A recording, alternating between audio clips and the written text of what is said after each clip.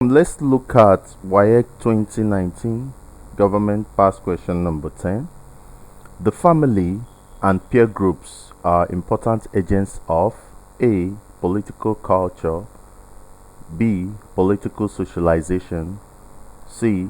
Charismatic authority, D. Traditional authority.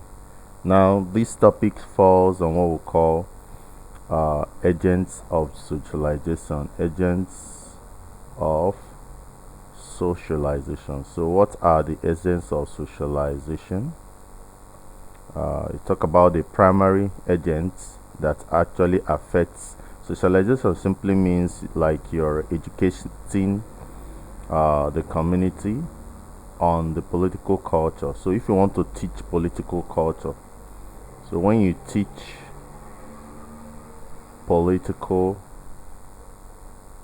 culture, we'll call it socialization. The act of teaching political culture is known as socialization. You're teaching the person how the culture works. So you're socializing the person. So what are the agents of this socialization?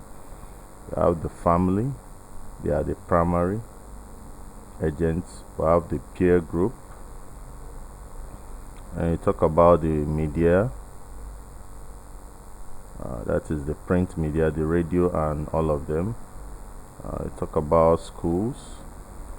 So every place that a child can learn about the culture of the society, all of them are agents of socialization. So when you talk about the family and the peer, they are the primary. These two are the primary agents of socialization because that's where the child starts learning. So they are the primary agents because they do go a long way in influencing. They influence the character of the child. So the answer here is B, because the family and peer groups are important agents. The family and peer groups are important agents of political socialization.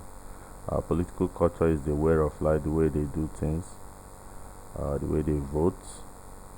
Charismatic authority has to do with your authority that you have due to your very influential character. And traditional authority are the authority that you get because you're a king, or you're a queen, or you're a traditional ruler.